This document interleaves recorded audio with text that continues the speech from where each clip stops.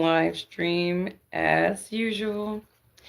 I was sleeping a lot today. I believe in the day of rest, and so I observe Sabbath. So usually Saturday before sundown, you're just gonna see me just chilling. Maybe I'll do a live stream, maybe I won't. I'll just probably just lounge around chilling and just not thinking about anything. And I love that. I think that if you don't prioritize the day of rest, you are really missing out. I actually feel youthful. I actually feel more youthful since I've really started taking the Sabbath time seriously. I just feel like rested, like I've gotten my beauty rest, and I just feel like I'm ready to get on with the week. So I observe Hebrew Sabbath. So that's Friday sundown to Saturday sundown, and that is actually my holy day. How are you, Brian? So that's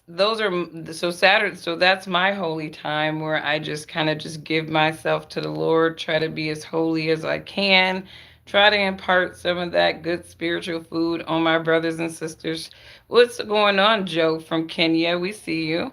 So, yeah, so I've just been chilling. I just been resting. I feel rejuvenated, and I'm just ready for the work week, ready to get things going. I got a load of laundry in the dryer, and I'm probably going to do another one just so I can be ahead of the game tomorrow.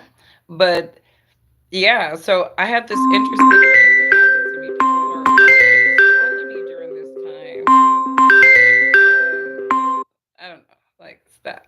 So, this interesting thing happened to me recently where I've kind of made this resolve.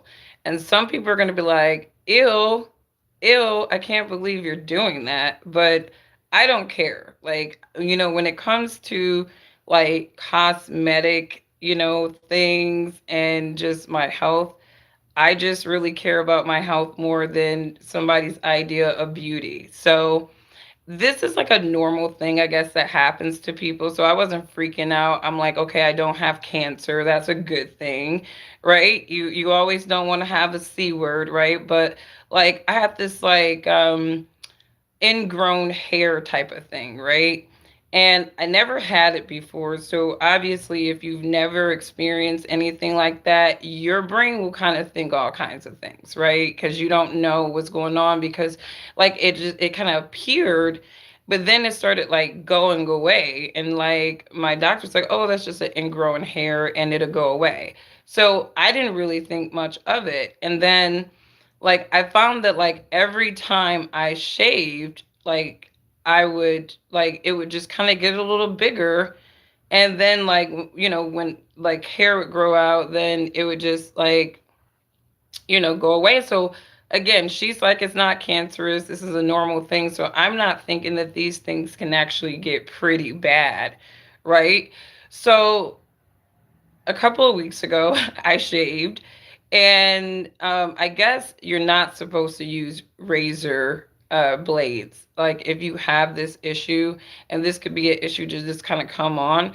So I use just a normal razor blade, and like I noticed that this thing just started getting huge, like rapidly within, and I'm like, okay, this is beyond a hair bump. It wasn't hurting me.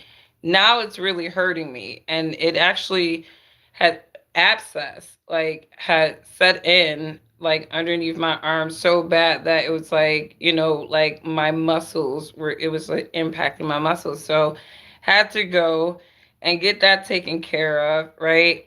But that was like a learning curve for me because I'm like, okay, so what is the remedy for this? And she's like, well, you could use an electric shaver that can definitely minimize this. But like, if you're prone to this happening and you see that it's kind of happening a lot, then she's like, maybe you just shouldn't shave at all, right? So she's like, but a lot of people do the electric shavers. It's a lot, it doesn't, it kind of helps minimize this.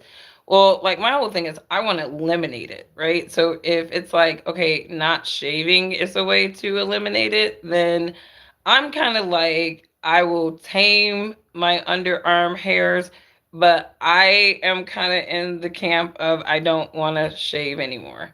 Like God put that hair underneath there for a reason.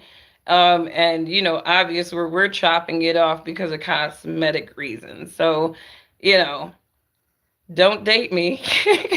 Do not date me because like I am just not going to be doing that moving forward. This was a very painful experience for me.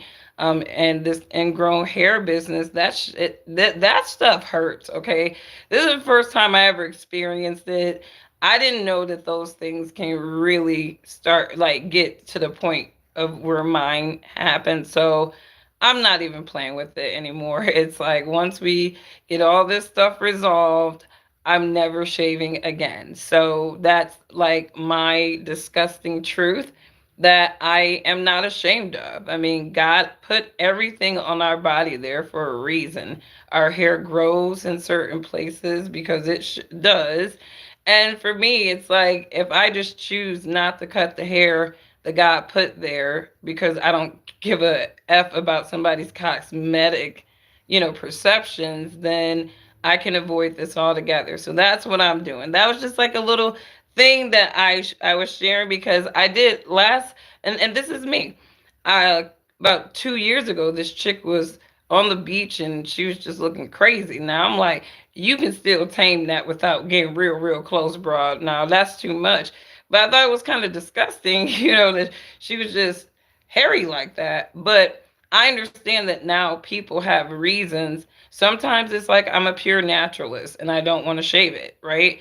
But other people like me, we get to the resolve because we don't want to deal with these like ingrown hair things like really causing issues to the point where those things can get life threatening if you don't really address them right away. So everybody do what's right for you. Like for me, I'm not going to go full shave on any part of my body anymore because I don't want to deal with this ever again. I am effing traumatized by the ingrown hair saga in my life. And it just is what it is. Like, I don't care if you want your woman to be bald headed in every part of her body, that's you, bro. But like, I'm gonna always put my health before the demands or the preferences of other people. But, anyways, off of that, I had some other random stuff. This is a politically neutral channel. All right. People keep jumping into my chats like, "Oh, this is a conservative channel." No, it's not. Right? This is a hardcore independent channel. I comment on the political stuff that's going on. I talk about a number of different things. Maybe you'll see me have a perspective that seems more right, or maybe you'll see me, have a perspective that seems left. I'm more like in the center, you can see both sides, and there's some, intelligent things to pull from both sides, and there's things to observe from both sides. I don't want to be on that bandwagon of ignorance. A lot of people that jump into my comments, like you're on a bandwagon of ignorance. Whether you're not voting for a Democrat and you're not a staunch Democrat, you're still a staunch Republican and a staunch something else. All of you are on bandwagons, okay? You're all lemmings to these political parties in your passionate emotions. So, we're not the same type of people. I kind of look at this stuff and I'm just like, huh, and I sit back, right? And you can kind of look back and see, okay, one of these people are looking better than the other for a number of different reasons. From my perspective, it's always going to be on the economic side because that's what I care about. I don't care about the passionate, ignorant, the social stuff, all of that fringe stuff. I don't care about that. Like my concerns are always going to be hardcore the economy, right? But off of that, both of these candidates had an opportunity to sort of lighten things up a little bit, right? There was an Al Smith dinner, I guess. I don't know who Al Smith. I don't follow any of this stuff. What is it, the Alfred E. Smith Memorial Foundation? don't follow that foundation, don't know what it is. Most people, if they admitted it, they say the same thing, right? But this was a charity event in which both political candidates were able to come out. And there was a moment where they were even, able to kind of lighten things up and kind of roast themselves or their opponent. Notable, Kamala Harris's camp decided that they weren't going to really physically be there. But what they were going to do is they were going to send a little video from Kamala Harris, and it had the little chick from the movie. I don't know what the hell that movie called. I saw it when it first came out, the superstar, right? That chick, right? And she was giving Kamala some pointers on what she should say at this dinner. It was so weird. And it was just like, and Kamala was even looking like, this is some old bullshit. Like, damn.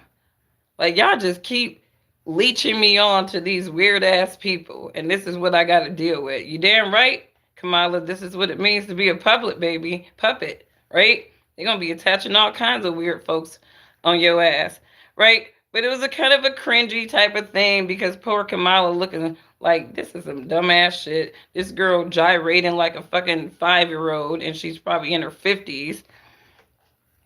It was weird. And I don't know why they just didn't show up. Just don't show up, Kamala. Don't send that bullshit to be played at this event. It was weird as hell. But Trump showed up. And like I said, Trump is pretty sharp. And you can say whatever you want to say about the dude. I have no commitment to either one of these political candidates, right? But he is the sharpest tool in the shed between the two of them. And he's older than her, And this, like I said, this is not an ageist type thing because we got a lot of sharp older people that keep themselves sharp, right? But the guy is sharp, right? And I do dig that a lot. And check out my live stream last night because I was going over why Trump loves tariffs, and I kind of go into NAFTA a little bit. So it kind of helps people to understand kind of where Donald Trump may be coming from with his economic policies. But let's listen to Trump. That I'm supposed to tell a few self-deprecating jokes this evening. So here it goes. Nope, I've got nothing. He said, I ain't gonna talk shit about myself. Why would I throw shots at myself? He's sharp. I guess I just don't see the point of taking shots at myself when other people have been shooting at me for a hell of a long time. Ain't that the truth? I mean, that little statement got such a broad meaning to it tonight because it just isn't. It's not my normal crowd. Believe me, my normal crowd is younger, has a lot more energy, but you have certain advantages too, like cash, lots of cash. But many of you are Manhattan liberals from the media and the Democrat Party. I always say the Democrat, Chuck doesn't like that. He likes Democratic, and it sounds much more beautiful, the Democratic Party. I always say the Democrat Party because it sounds worse. It is true. He likes Democratic. Why don't they just change the name? This way, it is Democrat. But I must say I was shocked when I heard that Kamala was skipping the Al Smith dinner. I'd really hoped that she would come because we can't get enough of hearing her beautiful laugh. She laughs like crazy. He is such a fool. He is such a fool. We would recognize it any place in this room, and all polls are indicating I'm leading big with the Catholic vote, as I should be, But I don't think Kamala has given up yet. She hasn't. Instead of attending tonight, she's in Michigan receiving communion from Gretchen Whitmer.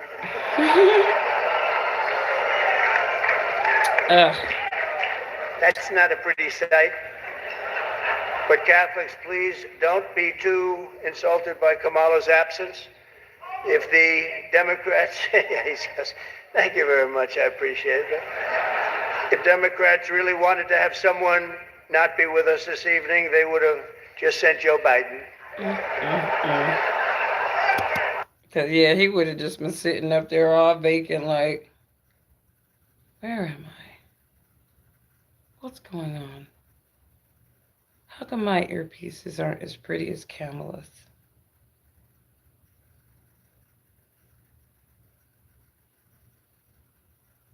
That's Joe Biden. It just would have looked weird. So thank God they had to replace Biden. He was looking too vacant at every single event. Like Kamala was the last resort. All right. They needed to replace Biden. He was just looking too vacant everywhere he went. It was crazy. But I'm not going to go through this roast. I would say sense of humor. He's definitely maybe scripted a little bit here because you can tell that he is reading off of something. They did have some prepared roast, right? You know, he's having second thoughts, you know that, right? He wants to come back. If she does any worse in the polls, they're going to bring him back again, I think. Chuck, he's going to do it. He's the one that got him out. Dang, so he just talking about how the Democratic Party, they just traitors to their own damn people. Like, how the hell you just 86-year incumbent and just drop somebody else in? Y'all not loyal. Y'all not loyal. Y'all not loyal. That's the guy. But they had no choice. Much all more right? so than Crazy Nancy. But we gotta sympathize with the Democrats here, right?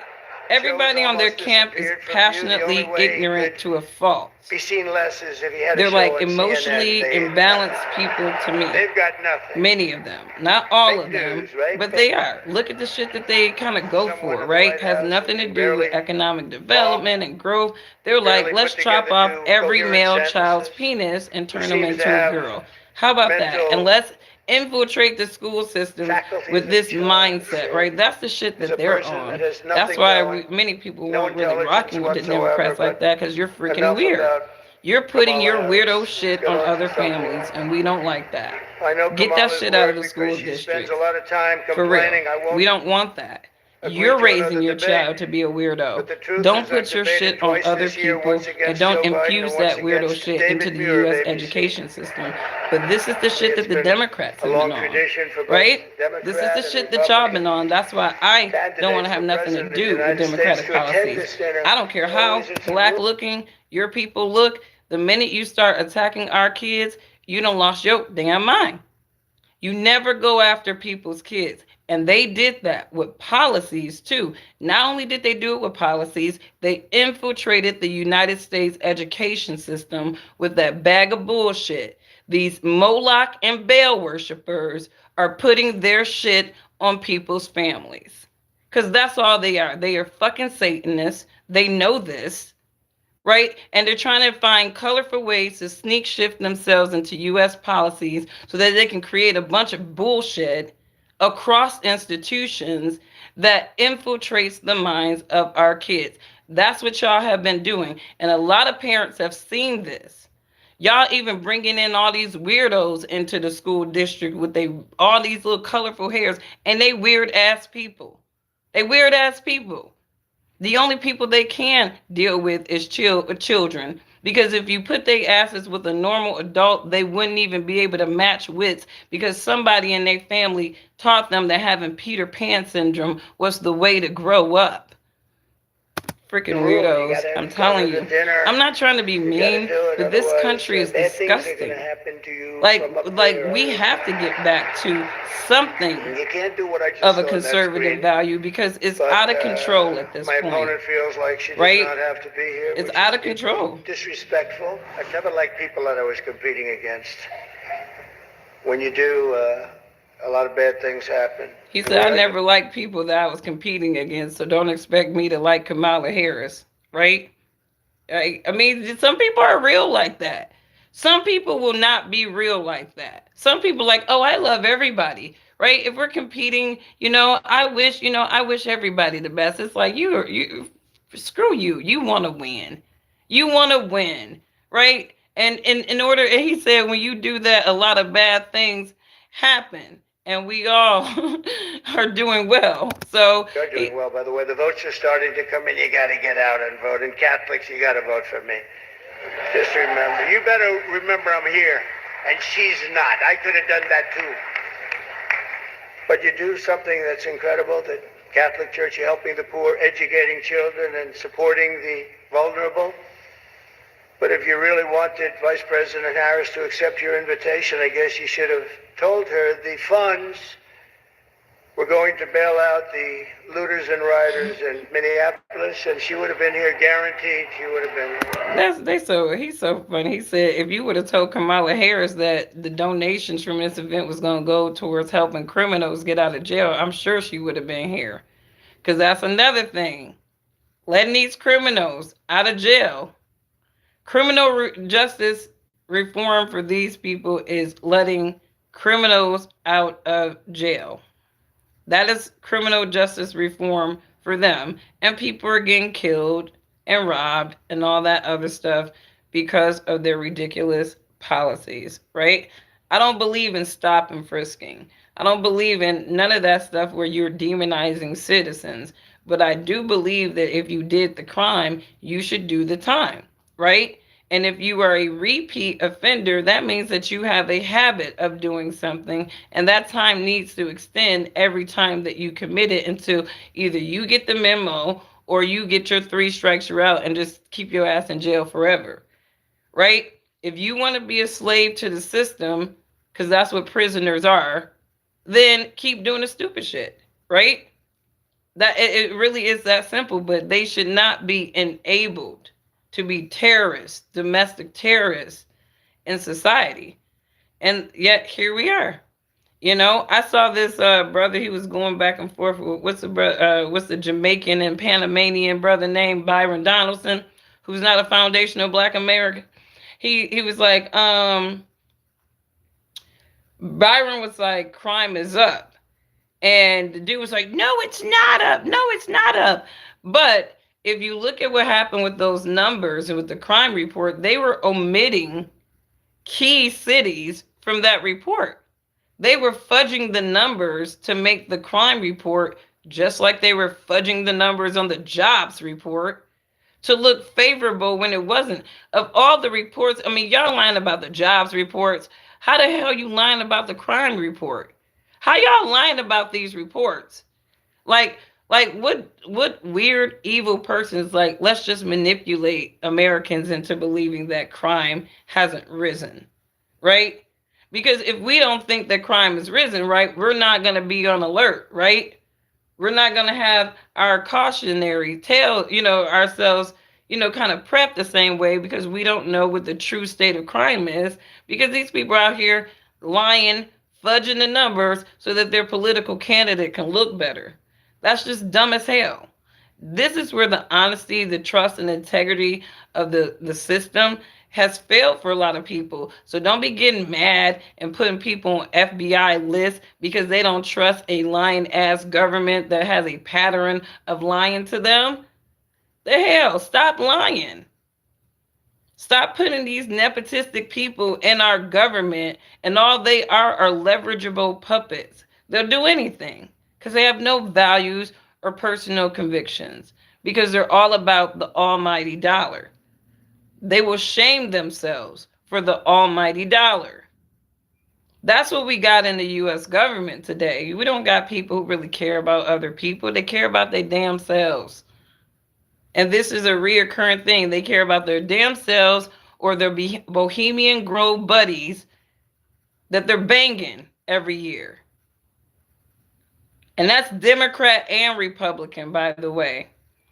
I don't get into like all this secret society stuff, but we already know what it is. We already know what it is.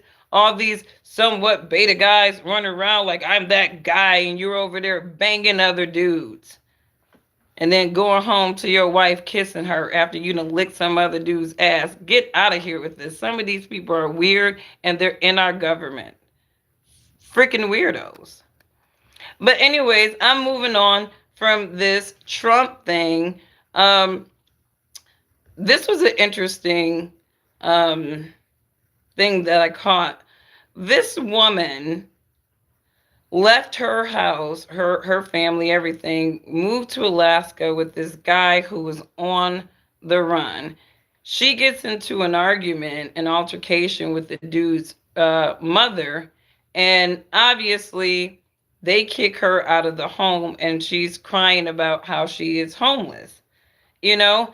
And, I'm looking at the title of this and it goes, Her White Husband Left Her Homeless in Alaska in the Snow. Now, obviously, this is an exaggeration. And I would like to note that I have several clients in interracial relationships and they're happy. They're respecting of each other. They're not out here belittling each other or putting other people above them, right? But here you have this black woman, right? And she has decided to leave her family for a dude that was a white male that was on a run. He caused a very serious accident. The person that was harmed is still in the hospital to this day. And this happened in 2017. So, he ran away from that. So you got a woman who is taking up a guy who is unaccountable, right?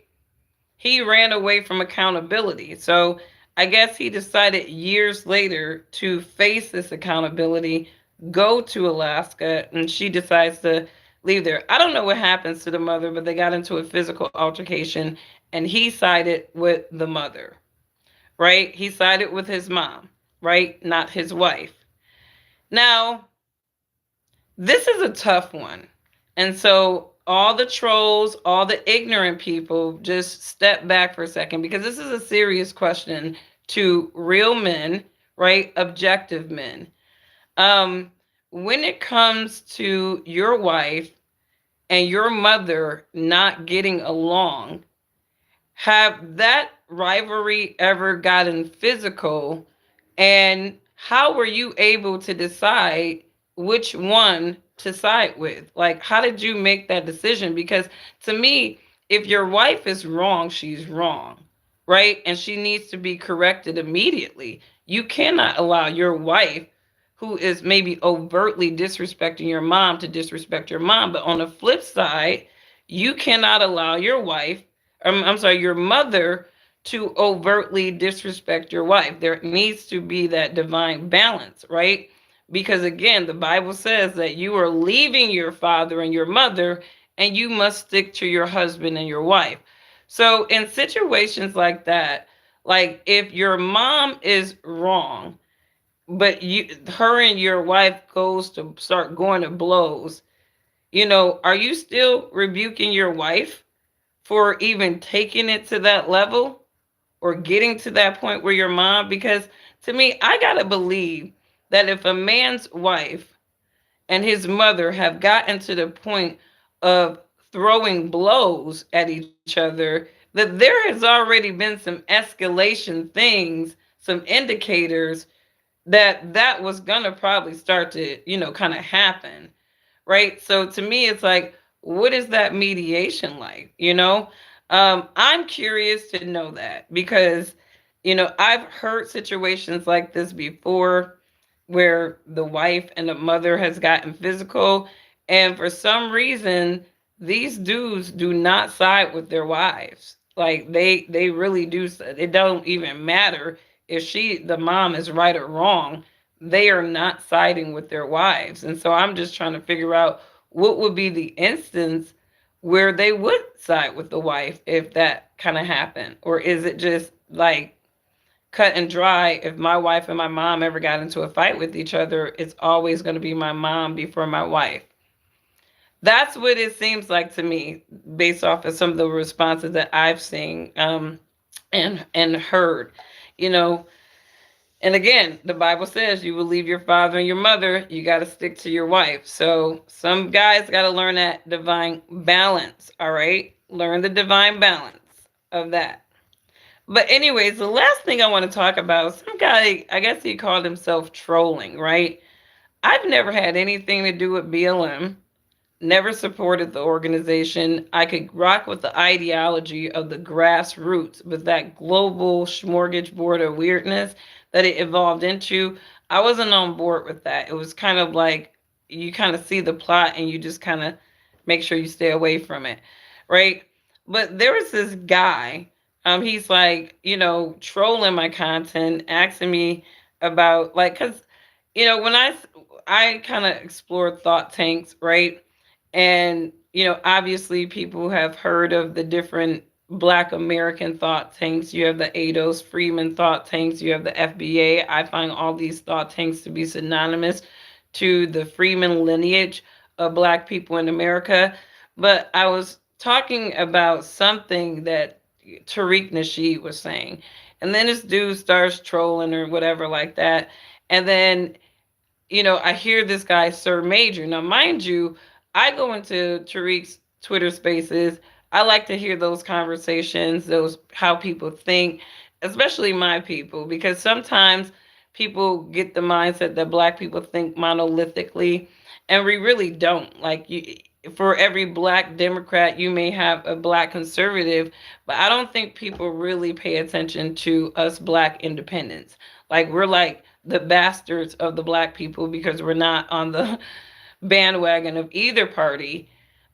We can just kind of stay in the middle and be objective. But there was a guy, and this dude kind of triggered me because I've seen him before. He seemed like he was pro blackity black, black, black, black, black.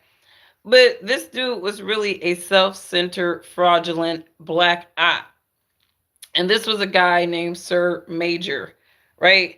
And apparently, this guy, and I've seen him commenting passionately in these thought tanks, right? And apparently, he was working under the guise of BLM, and he was kind of soliciting donations, and he got about 250K of donations. Well, the FBI ended up raiding the dude's home, and they found all kinds of personal expensive items, right? Donations basically were used for personal usage, and he ended up getting tagged by the FBI for wire fraud, and he experienced, I think he was sentenced to 42 months in jail. Now, you know, when I kind of sit back and I look at this, because there's a lot of notable thought leaders. There's a lot of people who come off as if they're pro this, pro that, whatever. But really, these people are grifters. Okay? These people are grifters. These people are really all about, garnering the emotions and the feelings of people and getting them so invested in these thought tanks that these people are just, donating money to what they believe is a good cause. And unfortunately, with Black people, a lot of times we are trusting of these people because we believe that they are soldiers to our interests, And, when you think about people like this guy defrauding his own people, it sort of really kind of brings me back to my experience as a field financial advisor. And before I was trying to build my practice, my mission was I wanted to go out into Black communities with financial education, and I wanted to build my book of business with Black clients. I would say like maybe 2 or 3 years in, majority of my clients were white men because the Blacks, they didn't maybe trust my competencies. Maybe they were buying into the mindsets of Blacks having lower IQ. Maybe they believe the white boys can do it better. I don't know, but it was very hard for me to get Black people to trust me to be their asset manager. And, when I think about, why that is, it's not my presentation is untrustworthy. It's just that ingrained in Black people is mistrust within our own people because there's a history of betrayal. There's a history of betrayal, and that betrayal comes in different ways. You have people who can be paid, you know what I mean, to narrate Black people negatively. They can be paid by non-Blacks to perpetuate certain ideas and stereotypes. And then you have the grifters, right? And the grifters are self-interest. there's nobody empowering these people but themselves, right? And because they have black faces, unfortunately, they're able to defraud black people very easily. And, I say this to say that, I understand why there's a lot of mistrust in the black community. I think people like this does not really help, right? Um, but I will just caution black people, you can kind of sift through some of these people, just by sitting back and watching, right? Even if somebody says something that you're passionate about or it resonates with you, it's okay to wait 3, 6, 9 months before you even think about giving your money to these people. Watch how they play out, right? Watch their consistency, right? Give yourself some time to really case this person before you start, giving your money to them, right? That is my advice, non financial advice, of course, but that is my just overall common sense advice. Like, before you donate, even if this person is saying something that you really like, give it 3, 6, 9 months, do a little bit research before you just start throwing your money at it. That's what I'm saying. Um, am I on OnlyFans? Why would I be on OnlyFans? That is beneath me. And if you follow my content, that would be an absolute stupid question to ask me particularly, because there's nothing about my content that gives OnlyFans. Not even close. So, I mean, understand the people that you're talking to, or at least before you, because not every woman is on that shit. Like, this is just, to me, that was like a way for you to kind of belittle me or something in my chat. I don't know. But please get off my block with that crazy shit. Do I look like I be on OnlyFans? Like, I honestly come as bummy as I can on here so that people are centered on the message and not anything else about me. I'm very intentional with that. I will come here looking like a crappy person before I'm over here trying to look over sexualized to get some hits. Like, I don't understand, the passionate ignorance of people, but just stay off my line with that. I have zero problem embarrassing people and moving on. But anyways, for my black people, right? Because I am talking to black people right now. I understand the mistrust in the community, and that was just a way for me to help you out when you are thinking about donating to different causes. Just give yourself time to excuse me, to case that cause, so that you know where your money is going. Because again, this dude was a grifter. He was a grifter. And I mean, he was a weird looking. This is some of the weirdest looking people would be doing this fraudulent stuff. It's like it's all they got, right? But he was a grifter, and he was speaking on pro-black talking points to garner the emotions of pro-black people, and he was basically collecting their money for his own personal endeavors. So, what a shame! What a shame! They call him a black activist, right? And really he was a fraudster. He was a fraudster. He was out in these streets defrauding his people. Shame. Such a shame. Hopefully Tariq Nasheed will be banning Sir Major from any Sir Major page, from any of his chats. I don't even want to hear this little funny looking thing talk about anything about black people, right? You are a disgrace, right? And you defrauded your people. So, in my opinion, you shouldn't go near pro black discussions. You should just sit your ass back and listen. Maybe you'll become a better person. But, anyways, you guys, have a wonderful, wonderful day. I've watched Mark Levin before. I've watched Mark Levin before, and you know, it's not something I watch all the time. Everyone should be in jail for the criminal activity, but Trump hypocrisy. I don't know what you're talking about. Shut up. Conflations. I'm actually reading the comments. I usually don't read the comments, y'all, because there'll always be some passionately ignorant people in here deflecting.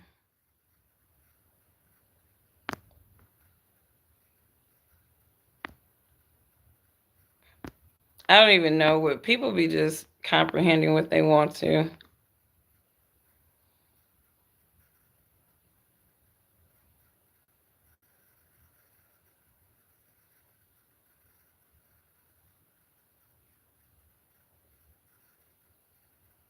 What did you say? Did I ever make any point of saying a child will come to school as a one sex and come back another? No, I didn't say that.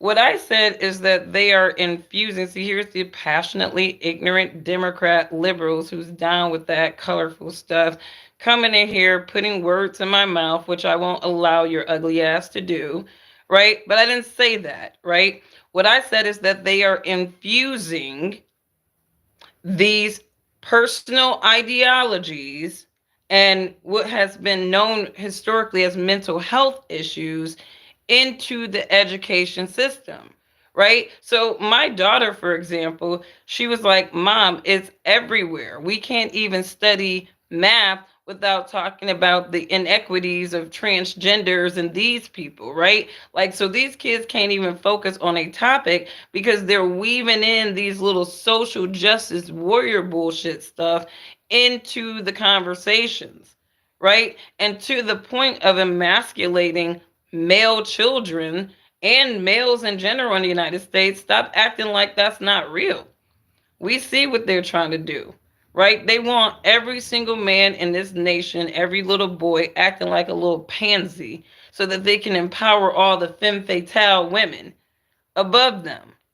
So, like, liberals like will never be welcomed over here if you are passionately ignorant in your emotions, because only people that got time for it is you. You know, most of these people are activists because they have nothing else substantial going on outside of being a lizard, cat, or dog parent. And half of them got their dogs like this chick. I'm telling you, I feel sorry for the damn dog. He stays locked up in a cage all day while she goes off and do everything. It's like, and you call yourself a dog mom. It's like, thank God some of these broads don't want to have kids. Thank God.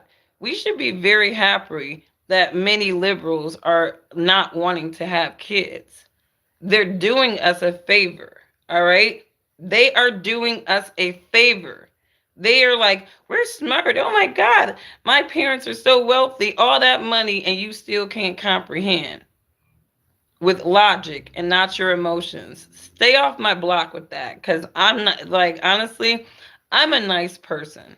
I'm very straightforward, but I have like zero tolerance for passionately ignorant people. Like, you're not going to make yourself feel better about yourself coming over here trying to flex your ignorance emotions on me because I'm just going to tell you what it is. Right? It is what it is. We know you don't like yourself. And that's all you have is to go into a chat and troll and act like you can't understand what is being said. But, anyways, you guys, I rebuke these people. I really do. I really do. But thank you so much for those who have checked in. This was just my random chat for today. I don't even plan my live streams, but I got so much rest today. I'm like, why not? So thanks to those who have checked in. Check out that Trump roast and Kamala Harris, the little video she sent in. More points for Trump on that. Like these, like honestly, these events are like political brownie points for these candidates. So honestly, Kamala needed that opportunity to kind of break away from the earpieces and kind of show us her organic personality, with the humor. And unfortunately, she missed that opportunity, right? So, you know, we shall see. Good job, Trump, for showing up. And I mean, some of his jokes were like, but don't. And then some of them hit. So, anyways, you guys have a wonderful, wonderful day. Check out that Bloomberg interview. All right. Check out that Bloomberg interview because, and I did a live stream about that yesterday. To me, that's one of the more important Trump interviews in this cycle for me personally. That was a great interview because, again, if you are somebody who you're curious about, the whys behind Trump's economic policies, to me, that interview gives a great breakdown of why he feels like he does. And the dude loves him some tariffs. And, at the heart of Trump's economic policy, I think this is just an aggressive reversal of NAFTA, right? And I went into what NAFTA was yesterday in my live stream and kind of where I connect those parallels. He's just trying to make trade fair again, and you can't make trade fair if you are like zero tariffs anywhere in this economic cycle, and we are $35 trillion in debt. Does not make any sense. It doesn't make any sense.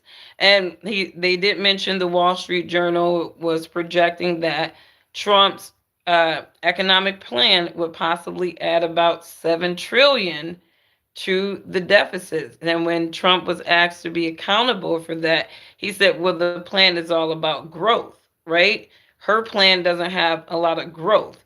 And I agree with that if she is centering her conversations on small businesses, right? Stop saying they're the backbone of the economy because they're not. All right. No staff to our small businesses. They are very important to the economy, but they don't hire tens of thousands of people. All right. So we definitely need to focus on our large caps, getting them producing, but we also need them to be creating new sectors. That's another thing. Growth for me is also new sectors are being created, right? Or an expansion of sectors that already exist, right?